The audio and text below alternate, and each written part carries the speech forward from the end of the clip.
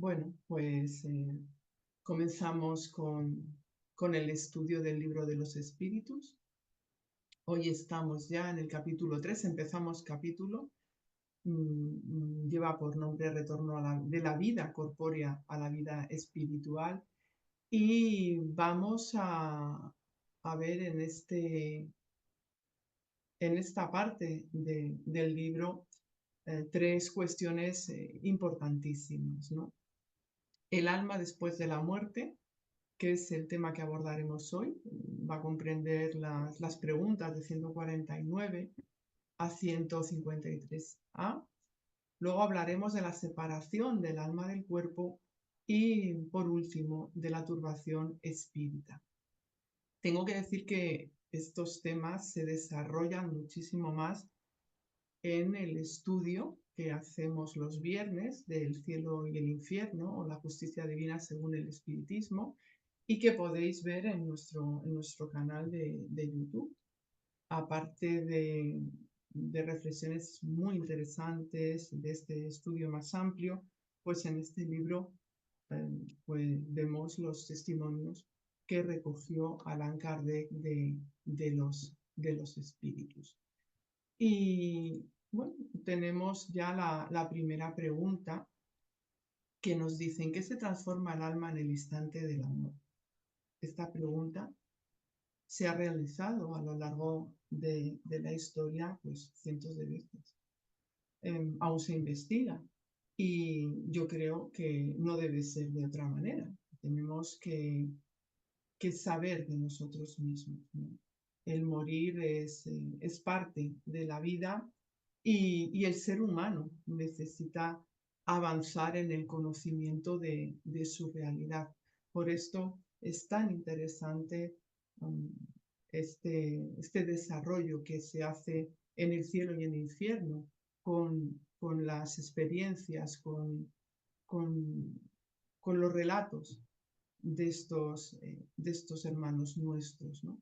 Pero eh, estas preguntas que nos hacemos a lo largo de la historia, pues han sido contestadas por nosotros mismos y establecidas diferentes ideas, diferentes teorías. En el libro de los espíritus hay una particularidad. Lo que se recoge es precisamente lo que nos narran estos, ¿no? Bueno, ni que decir tiene que esto se hizo de manera seria, muy cuidadosa y con las debidas condiciones de control para saber que las respuestas dadas provienen de las entidades espirituales. Entonces, lo que ellos contestan, lo que ellos expresan, no es una suposición, sino es su experiencia trasladada desde, bueno, pues su opinión, desde su vista, desde su vivir, ¿no? Entonces, concretamente a esta pregunta, pues dicen: vuelve a ser espíritu. El alma, en el instante de la muerte, vuelve a ser espíritu. Vale decir, reingresa a lo que se llama el mundo de los espíritus que temporariamente había dejado. Entonces, durante esa encarnación, el alma experimenta en el vehículo físico, aprende en él hasta el momento en el que la muerte pues ocurre. Y este fenómeno hace retornar al espíritu a su mundo de origen, que es, como aquí dice, el mundo de los espíritus, el mundo invisible, el mundo del espacio, o como queramos denominarlo, porque los mismos espíritus también se refieren a él de diferentes maneras.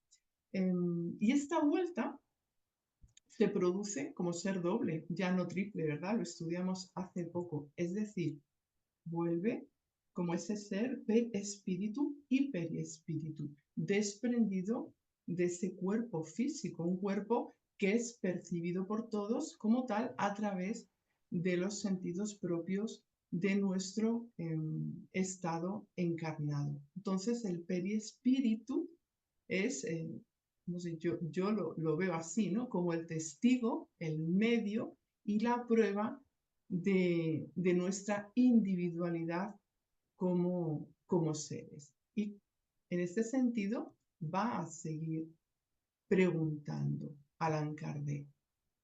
¿Conserva el alma su individualidad después de la muerte? Y ellos que están contestando, dice, sí, claro, jamás la pierde. ¿Qué sería si no la conservara? Esto es una respuesta breve, clara, es concisa. Fijaos, ¿no?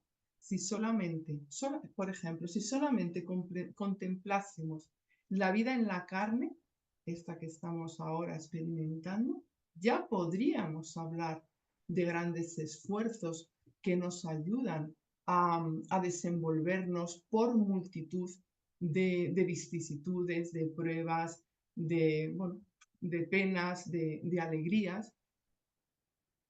Ni qué decir tiene que tantos individuos, tantas formas de vivir, tantísimas formas de sentir, de pensar, de actuar.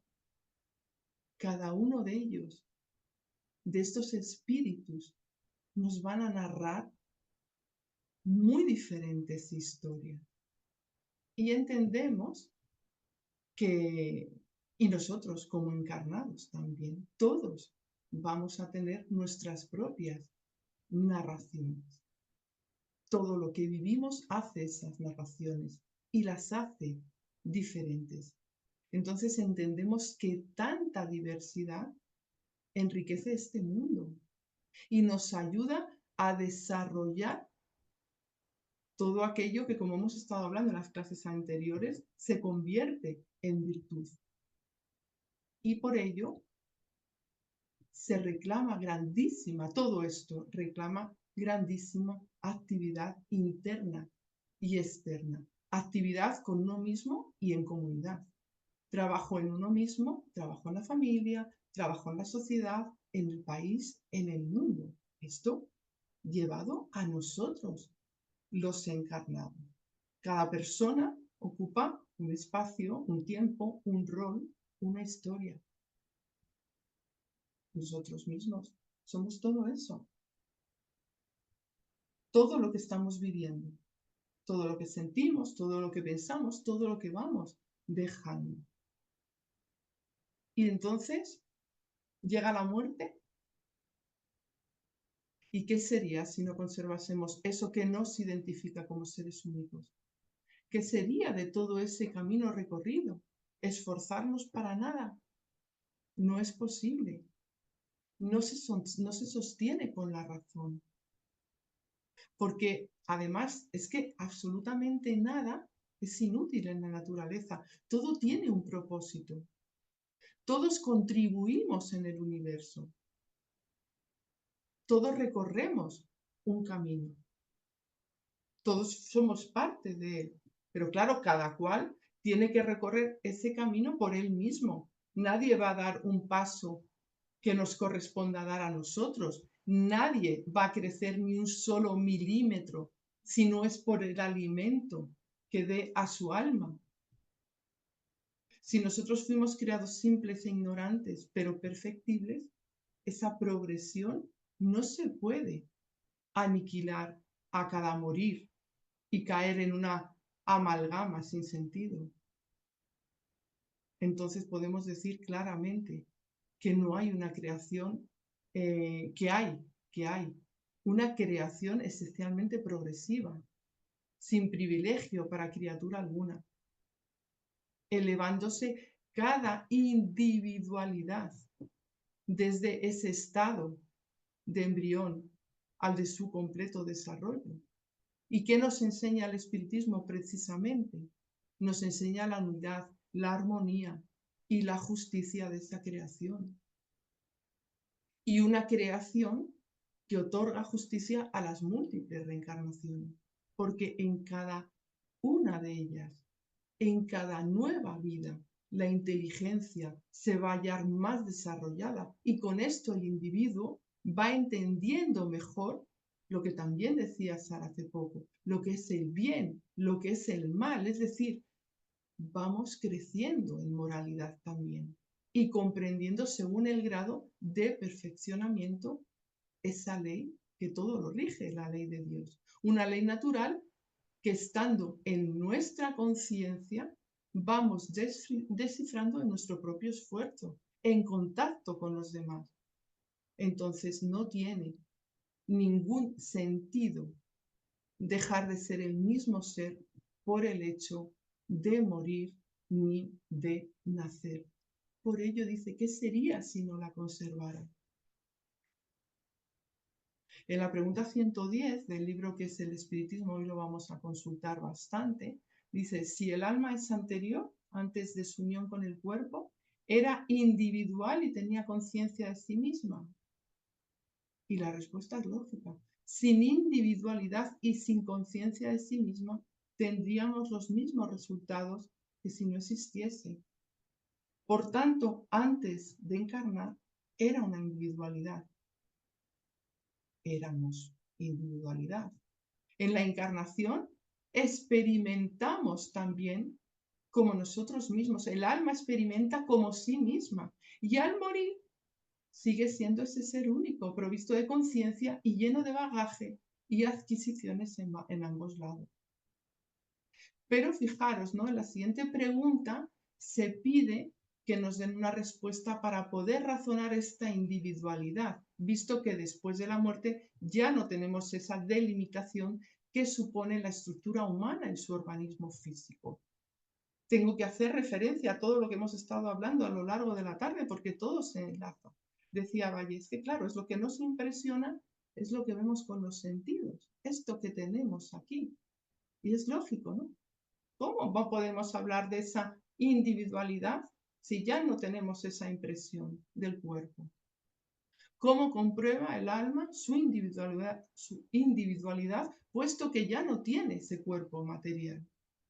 Y entonces contestan, posee todavía un fluido que le es propio, que toma de la atmósfera de su planeta y que tiene la apariencia de su última encarnación, su perispíritu.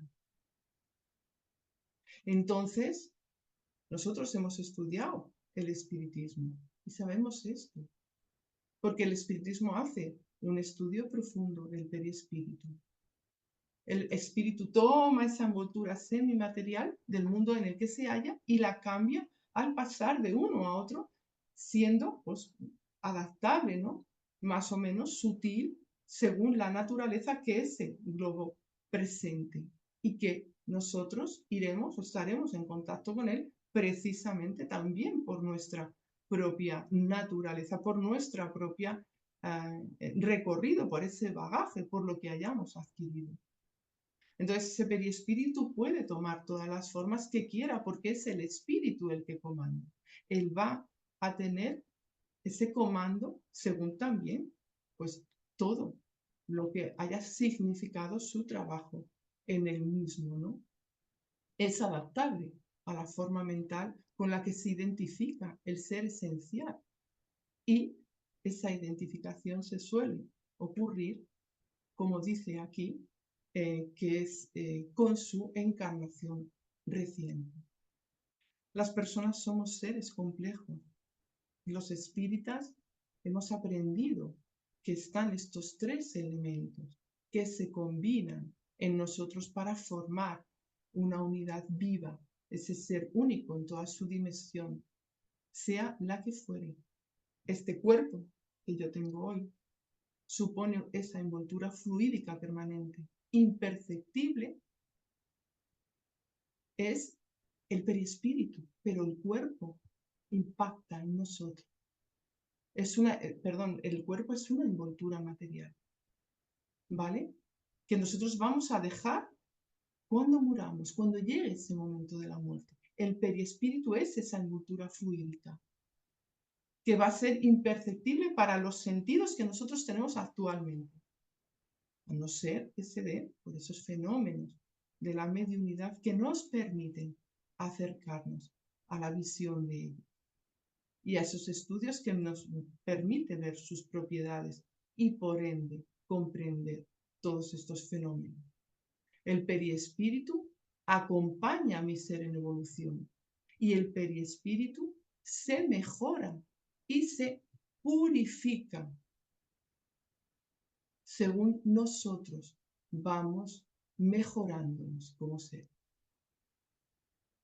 El alma, que esencialmente soy, principio inteligente desarrollado cada día más, centro de fuerza, hogar de la conciencia individual, precisa, única, está ahí, siempre. Y todo esto, todas estas tres realidades, hacen parte de nuestros momentos. Por eso cuando volvemos a ese mundo de los espíritus, somos ese ser doble, porque ya hemos dejado el cuerpo.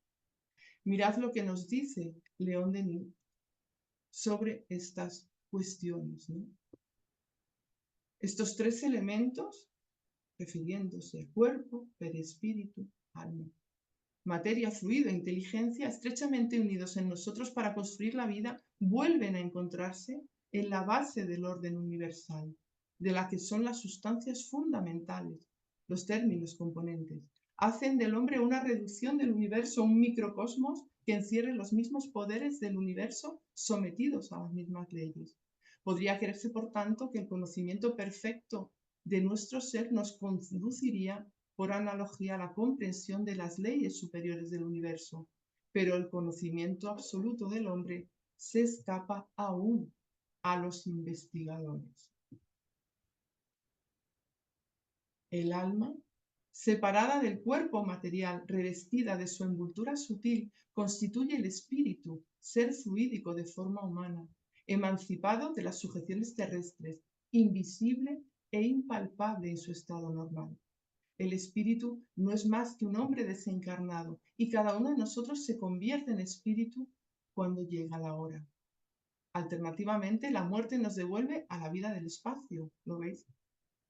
Otra denominación, otra forma de decirlo. Y luego el nacimiento vuelve a conducirnos al mundo material, para comenzar de nuevo el combate de la existencia, la lucha necesaria para nuestro adelanto. El cuerpo puede ser comparado a la armadura con que el guerrero se recubre antes de la batalla y que abandona cuando dicha batalla termina. Esto es fundamental de entender para todos nosotros. Esto va a ser un factor clave para todo nuestro desarrollo y comprensión del ser que somos, del ser inmortal que somos, en el alcance de lo que nos hace grandes, ¿no? De esas virtudes. Esta es la clave también, ¿no? Esa envoltura fluídica, el periespíritu, esa especie de cuerpo limitado que nos constituye en un ser distinto. Este conocimiento, estas lecciones que nos trae el espiritismo, nos ayudan a comprender, bueno, pues el tema que nos trae, ¿no? Ese pasar del cuerpo físico al mundo espiritual. Y vamos a volver a que es el espiritismo, esta vez en la cuestión 148, que dicen, después de la muerte, ¿tiene el alma conciencia de su individualidad? Estamos hablando todo el rato de esa individualidad. ¿Cómo le consta y cómo podemos hacerla constar? Y dice, si no tuvieran las almas su individualidad después de la muerte, sería para ellas y para nosotros como si no existieran y las consecuencias morales serían exactamente las mismas. No tendrían ningún carácter distintivo y la del criminal estaría en igual rango que la del hombre de bien, de donde resultaría que no habría interés alguno en practicar el bien. Así que efectivamente el alma nos otorga la gran responsabilidad de la individualidad. Lo que somos en toda su grandeza es una gran responsabilidad, porque va a diferenciar en cada paso lo que somos ahora de lo que fuimos. Nos va a ayudar a sentirnos bien por lo que vamos adelantando y nos va a permitir ver lo que nos queda, y todo esto redundará en reforzar la voluntad. O sea que fijaros si son importantes estos temas. ¿No se lleva el alma nada de este mundo? También lo hemos estado hablando hace un rato en el análisis del Evangelio en las obras de León Denis. Solo el recuerdo y el deseo de ir a un mundo mejor. Aquel recuerdo está pleno de dulzura o de amargura, según sea el empleo que haya hecho de la vida. Cuanto más pura es, mejor comprende la futilidad de lo que en la tierra ha dejado.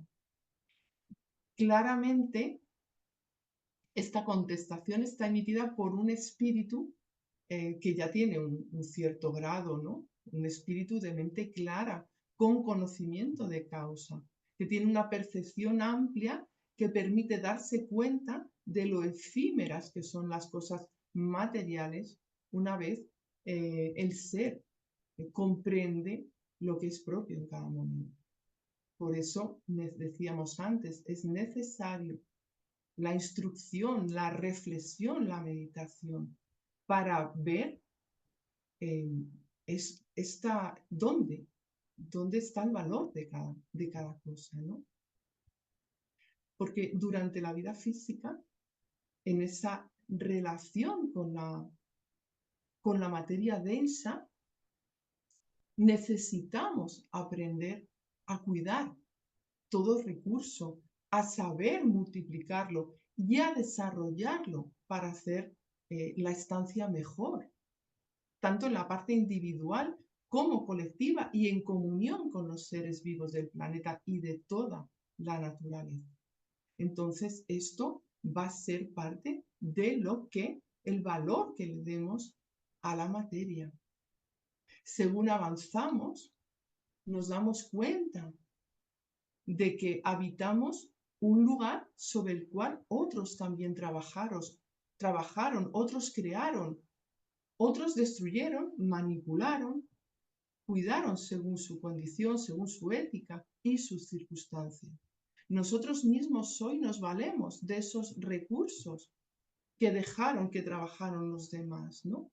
Y que según su uso nos van a permitir una vida mejor o la viciamos esclavizándonos a dependencias, cuando no adicciones de todo tipo.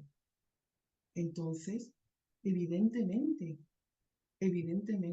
tenemos que dar ese valor a la materia, al uso que hacemos de ella, a la comprensión de por qué creamos, por qué destruimos, pero por qué debemos de respetar todo aquello que se nos ha dado para nuestro crecimiento. Aprendemos según la voluntad de hacerlo o nos estancamos por la influencia perniciosa del egoísmo, de la vanidad, del orgullo, de la avaricia, de la envidia.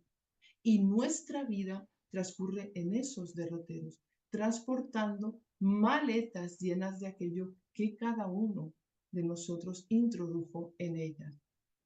Pero realmente los espíritus nos han explicado, nos explican y nos explicarán que nada material nos llevamos puesto.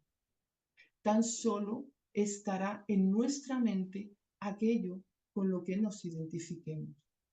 Entonces, una vida consciente de los potenciales del alma nos va a ayudar a esto, a ir dando, ¿no?, esa importancia, ese justo valor, como decía, a las cosas de aquí, y a ir anticipándonos a esa vida del espíritu, focalizando en lo que son verdaderas adquisiciones para el alma, las que viajarán con nosotros en esos ir y venir y serán integrados por el espíritu en su proceso educativo. Y aquí nos hablan del recuerdo. En cuanto a ese recuerdo, el espíritu partió hacia la experiencia en la carne, dejando su verdadera vida.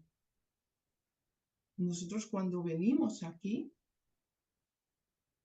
lo que hicimos fue dejar nuestra verdadera vida.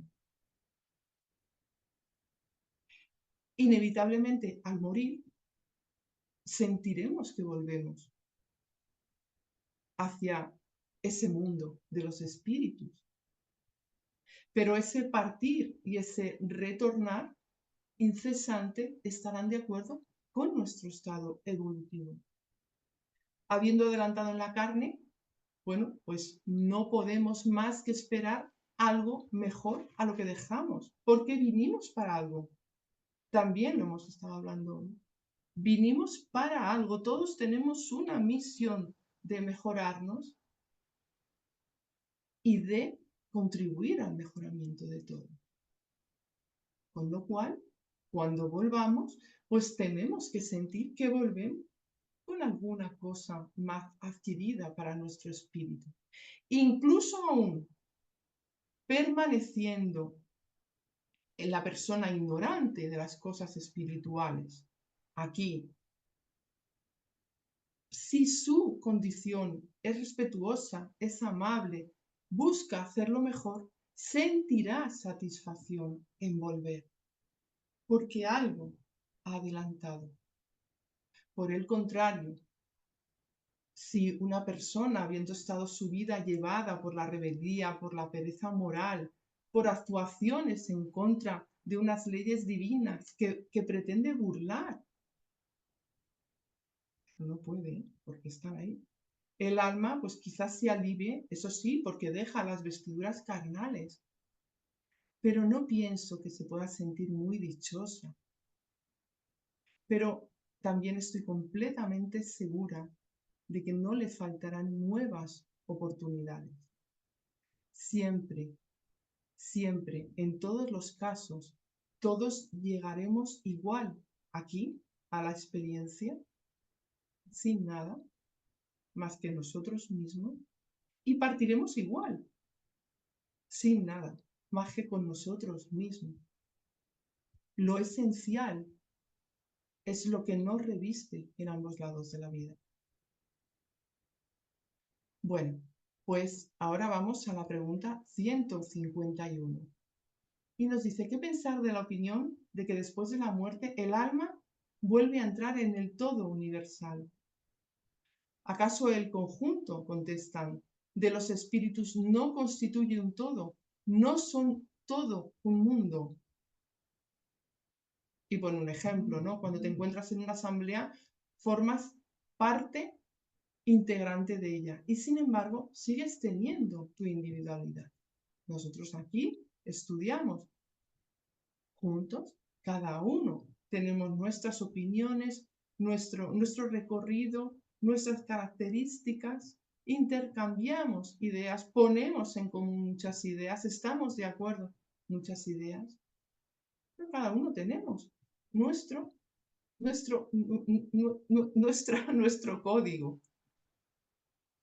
Entonces vamos a ver un poquito en qué es el espiritismo, siguiendo con la 148, porque hay una observación que dice, ¿creen ciertas personas eludir el reproche de materialismo admitiendo un principio inteligente universal, del cual absorbemos una parte al nacer, que constituye el alma para devolverla después de la muerte a la masa común, donde se confunde como las gotas de agua en el océano? Este sistema, especie de transacción, ni siquiera merece el nombre de espiritualismo, porque es tan desgarrador como el materialismo.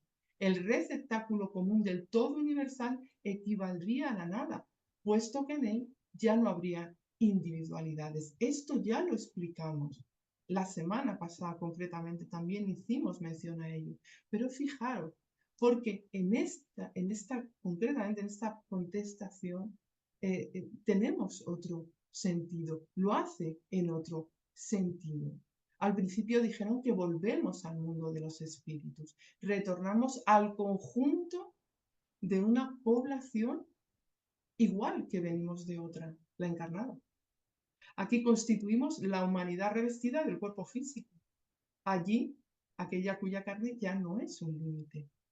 El mundo de los espíritus está compuesto por almas de todos los humanos de esta tierra, bueno, y de otras esferas, claro, despojados de esos lazos corporales. De la misma manera, todos los humanos estamos animados por los espíritus encarnados en nosotros. Por lo tanto, podemos deducir que hay solidaridad entre estos dos mundos, el encarnado y el desencarnado. Las personas de aquí tendrán las cualidades y las imperfecciones de los espíritus que realmente son, que somos. Los espíritus serán más o menos buenos o malos según los progresos que hayan hecho durante esta existencia, estas existencias corporales a las que inevitablemente tenemos que acudir, ¿no? Yo, con mis características, mis errores y mis aciertos, formo parte de este planeta. Pertenezco ahora mismo al conjunto de la humanidad terrestre. Cuando muera y vuelva al mundo espiritual, perteneceré con mis características, con mis aciertos, con mis errores, a la población invisible. Y en todos mis estados y mis tiempos haré parte de la creación, de todo lo creado. Esto es un razonamiento que puede quedar, bueno, tiene que quedar claro para nosotros, ¿no? Entonces vamos a pasar a la 152. ¿Qué prueba podemos obtener acerca de la individualidad del alma después de la muerte? Y vuelve a traernos una pregunta como contestación. ¿No tenéis esa prueba mediante las comunicaciones que lográis? Si no sois ciegos, veréis, y si no sois sordos, oiréis, porque con sobrada frecuencia os habla una voz que os revela la existencia de un ser que está fuera de vosotros. El ser que cada uno de nosotros somos nos invita a hacer preguntas, nos sugiere que somos mucho más que un cuerpo que a cada día se desgasta. Yo pienso que el hecho de plantearnos qué habrá más allá de la muerte ya muestra que tenemos esa intuición de ser, que seguimos siendo, porque hay un recuerdo profundo de un existir que jamás acabará y un recuerdo constante que proviene de nuestras sensaciones y de nuestras percepciones. Vamos a mirar la historia, qué tiempo, qué cultura o pueblo no está lleno de historias que transmiten un pensamiento en la vida futura. Un pensamiento que puede ser propio o recibido, porque la acción de los espíritus es incesante. Y si no es uno, es otro. Si no es un encarnado el que tiene esa sensación, esa percepción, ese pensamiento, es otro que puede notarla.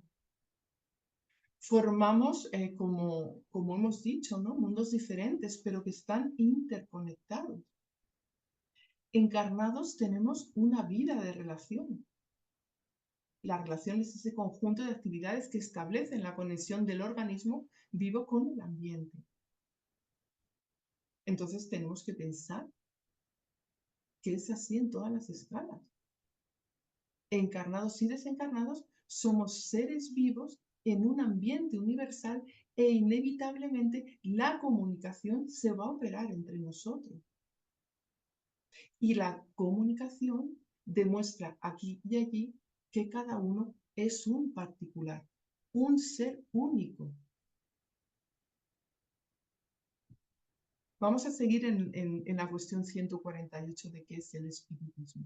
Dice, se pone en evidencia la individualidad del alma de una manera casi material en las manifestaciones espíritas, por mediante el lenguaje, por las cualidades propias que traen cada una. Y puesto que piensan y obran de un modo diferente, que las unas son buenas y las otras son malas, unas instruidas y otras ignorantes, unas quieren lo que otras no quieren, esto prueba evidentemente que no están confundidas en un todo homogéneo, sin mencionar las pruebas patentes que nos dan de haber animado a tal o cual individuo sobre la tierra. Y gracias al espiritismo experimental, la individualidad del alma no es ya una cosa vaga, sino un resultado de la observación. No estamos ahí todos confundidos. No. Las propias manifestaciones nos van diciendo toda esta diversidad. El alma prueba por sí misma su individualidad porque tiene su pensamiento y su voluntad propias, distintas de las demás. Y en obras póstumas nos dicen, su individualidad está demostrada por el carácter y las cualidades propias de cada uno, pues siendo estas cualidades el distintivo de unas almas de otras, constituye lo que se llama su personalidad. Y si fuesen confundidas en un todo común, estas cualidades serían de todo punto uniforme. Claro, estaríamos ahí todos contando las mismas cosas, sintiendo las mismas cosas, percibiendo las mismas cosas e intercambiando pues las mismas cosas. Y dice, además de estas pruebas inteligentes, también existen las de las manifestaciones visibles o apariciones que son tan frecuentes y auténticas que no es posible dudar de ellas. Ya no solamente estos mensajes que nos mandan, sino que se nos hacen perceptibles ya por este sentido de la vista y vemos detalles que no puede hacernos dudar de que este es tal individualidad, esta es tal otra. Entonces vamos a ver el comentario que hace Allan Kardec a esta cuestión. Los que piensan que con la muerte del cuerpo el alma reingresa al todo universal están equivocados, si con esto entienden que a la manera de una gota de agua que cae al mar, aquella pierde su individualidad. Lo hemos dicho antes, lo explicamos cuando hablamos del panteísmo. Y volvemos a obras póstumas. Dice, si el alma no sobreviviera al cuerpo, el hombre no tendría delante de sí otra perspectiva que el vacío, lo mismo que si la facultad de pensar fuese producto de la materia. Si no conservara su individualidad, esto es, si fuese a perderse en el gran todo como las gotas del agua en el océano, sería esto para el hombre el vacío del pensamiento y las consecuencias las mismas que si no tuviera alma. Y continúa aquí en este comentario, pero se hallan en lo cierto si entienden por el todo universal al conjunto de los seres incorpóreos del que cada alma o espíritu es un elemento. De esta manera, así podemos entender que formamos ese conjunto, como hemos estado diciendo antes. Y en este libro que estamos estudiando de Después de la muerte, cuando León Denis habla del universo y Dios, nos dice que el universo nos ofrece el espectáculo de una evolución incesante de la cual todos participan. Un principio inmutable preside esta obra, la unidad universal, la unidad divina que abarca, une y dirige todas las individualidades, todas las actividades particulares, haciéndolas converger en un fin común que es la perfección en la plenitud de la existencia. Un conjunto extraordinario, un conjunto de riqueza infinita, que es lo que cada uno de nosotros formamos. Y continúa Kardec con el comentario. Si las almas se confundieran con la masa, no tendrían sino las cualidades del conjunto y nada las distinguiría a unas de otras. No poseerían inteligencia ni cualidades propias, en tanto que en todas las comunicaciones mediúnicas denotan la conciencia del yo y una voluntad distinta. La infinita diversidad que presentan desde todos los puntos de vista es consecuencia misma de las individualidades. Si después de la muerte solo hubiera lo que se llama gran todo, absorbiendo a la totalidad de estas, ese todo sería uniforme y por tanto, cuantas comunicaciones se recibieron del mundo invisible resultarían idénticas. Los que hemos trabajado en las reuniones mediúnicas, los que estudiamos toda la obra de Kardec y todas las demás obras del espiritismo, podemos certificar esto, ¿no? Y más en esas reuniones podemos dar testimonio de las múltiples sensibilidades emanadas de las comunicaciones, de tantas diferentes, diversas expresiones, cuántas historias hemos escuchado, cuántos pensamientos se nos han transmitido, cuántos sentimientos nos han llegado, ¿no? Procedentes de tantos individuos, de tantos seres, ¿no? De este mundo espiritual. Pero no es solamente lo que ellos nos transmiten, sino lo que nosotros recibimos.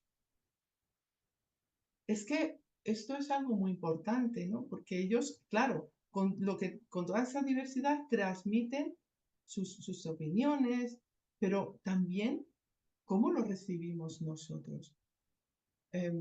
Como he dicho antes, ¿no? Vivimos en sociedad y en esta relación hemos aprendido a distinguir.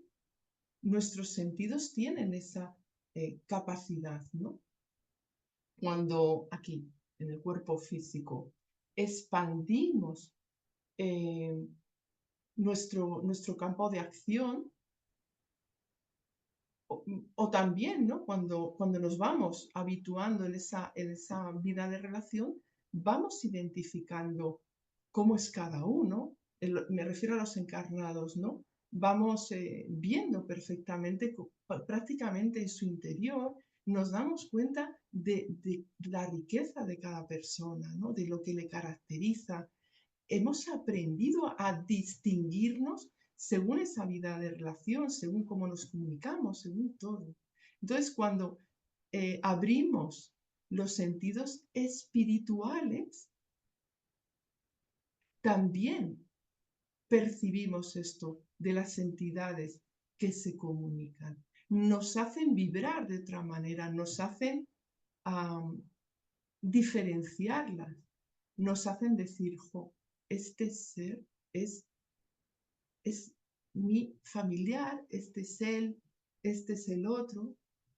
Sabemos que hay una población a nuestro alrededor que late, que experimenta, que vive, igual que lo haremos nosotros cuando dejemos el cuerpo físico y continuaremos la andadura inmortal. Y esto a mí me da de verdad muchísimo ánimo, ¿no?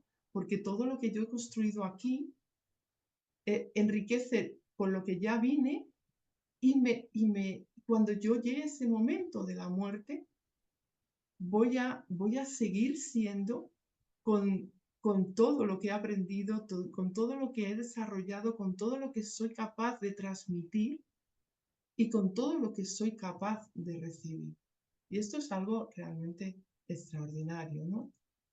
Continúa Kardec, puesto que encontramos en ellas seres buenos y malos, sabios e ignorantes, venturosos y desdichados, que los hay de todos los caracteres, alegres, tristes, frívolos y profundos, etc., salta a la vista que se trata de seres diferentes, se está hablando de las comunicaciones. La individualidad se torna más ostensible todavía cuando dichos seres prueban su identidad por medio de indicios indiscutibles, detalles personales relativos a su vida terrena y que se pueden verificar. Y ya no es posible la duda cuando se manifiestan ellos a la vista, cuando durante las apariciones los tenemos delante y vemos todos esos detalles. La individualidad del alma se nos enseña en teoría como un artículo de fe, pero fijaros, el espiritismo lo hace evidente y en cierto modo material. Mirad, hay veces, yo no sé, me imagino que pasa a todo el mundo, a mí desde luego mucho, ¿no? Me llega la incertidumbre, entra en mí ese momento de incertidumbre, de duda, de miedo, ¿por qué no? De miedo, ¿no? A lo largo de la vida nos vemos con tantas cosas, ¿no? Cuando estoy en esos momentos de desánimo, de dudar de todo, ¿qué pasa? ¿No? Ocurre pues incluso me planteo, oye, todo esto que hablamos de los espíritus, me trae esa duda, ¿no? Bueno, pues en esos momentos solo tengo que recordar esas apariciones, esos diálogos, esas enseñanzas, esos testimonios que viví y que muchos de ellos llegaron a lo más hondo del ser, ¿no?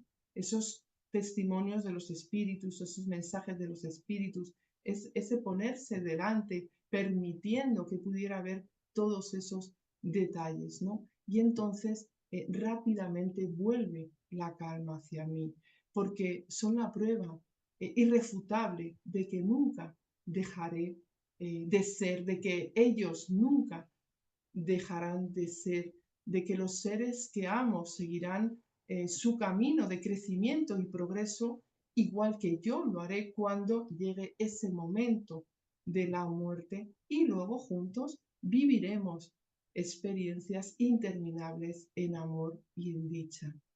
De la misma manera que lo harán pues todos aquellos que se manifestaron a lo largo de la historia, que se manifestaron a todos nosotros de una manera o de otra y que, bueno, son y pertenecen por un periodo de tiempo al mundo de los espíritus y que luego volverán. Cada uno se va a hallar en su lugar, en su momento, en su conciencia, porque hay un orden universal que mantiene todo en armonía. Y al respecto, vuelvo, ¿no? Con León Denis, porque dice, una ley tan sencilla en su principio como admirable en sus defectos preside la clasificación de las almas en el espacio. Cuando más sutiles son y más dilatadas están las moléculas constituyentes de ese protagonista, como digo yo, ¿no? Que es el perispíritu, más rápida es la desencarnación y más amplios son los horizontes que se abren al espíritu. En la misma relación de su naturaleza fluídica y de sus afinidades se eleva hacia los grupos espirituales que le son semejantes. Su grado de purificación determina su nivel y le coloca en el ambiente que le conviene. Todas las almas son tratadas con el mismo amor, aquí y allí, respetando su libre albedrío y siendo parte de la familia, de la grandísima familia universal en su infinito recorrido, pero ningún individuo escapa a la ley natural. Tenemos todo el tiempo del mundo para afinar con ella, porque no nos faltan oportunidades y no nos va a faltar en ningún momento pues ese espacio, ese tiempo, esa, ese, pues, ese, ese, ese camino para recorrerlo. Vamos con la 153 y la 153A, que son las últimas. ¿En qué sentido se debe entender la vida eterna? Es la vida del espíritu, el cual es eterno. La del cuerpo, como nos están diciendo, es transitoria, es pasajera. Cuando el cuerpo muere, el alma regresa a la vida eterna. Bueno, para mí hay una diferencia que podemos comprender. Eterno solo es Dios porque no tiene ni principio ni fin. El espíritu es infinito porque tiene principio, pero no fin. Aún así, efectivamente, podemos decir que la vida del espíritu procede del eterno amor de Dios y el alma retorna a esa vida eterna en su amor. Bueno, pues hay una sugerencia. ¿No sería más exacto denominar vida eterna a la de los espíritus puros, aquellos que habiendo alcanzado la suma perfección no han de sufrir más pruebas? Dice, esa es más bien la dicha eterna, pero se trata de una cuestión de palabras. Llamad a las cosas, esto lo dicen los espíritus mucho, ¿no? Como mejor os plazca, como con tal de que seáis capaz de entenderos, ¿no? El grado de purificación del espíritu, la situación que ocupa en el espacio representa la suma de sus progresos y dan la medida de su valor. Y esta dicha a la que se refieren evidentemente tiene que ver con su trabajo, nunca jamás con ningún privilegio divino. No hay, ni juicio, no hay tribunal, solamente está esa ley inmutable ejecutándose por sí misma mediante la combinación natural de las fuerzas espirituales y según el empleo que se hace de ellas el alma, bueno, pues que es libre, es responsable, tendrá su sitio, sus resultados, ¿no? Sus consecuencias. Bueno, así para terminar, pues una reflexión, ¿no? Cuando nos toque ocupar ese lugar en el espacio, despediremos nuestros cuerpos físicos, pienso yo que con gratitud, y confío en que hayamos realizado verdaderos esfuerzos para ser personas de bien, espíritus de bien, dispuestos a unirnos en armonía con aquellos que nos aguardan en el mundo invisible, pero para ello tenemos que aprovechar nuestro tiempo en la carne, sonreír y seguir hacia adelante. Y desde luego tenemos toda la información que el Espíritu nos trae para meditarla, para interiorizarla y para ponerla en práctica. Pues nada, muchísimas gracias y continuaremos el próximo día con el siguiente ítem de esto que habla, ¿no? De aquello que nos ocurrirá cuando nos llegue el momento de la muerte hacia esa vida que es eterna, como estaban diciendo, ¿no? Bueno, muchísimas gracias por todo.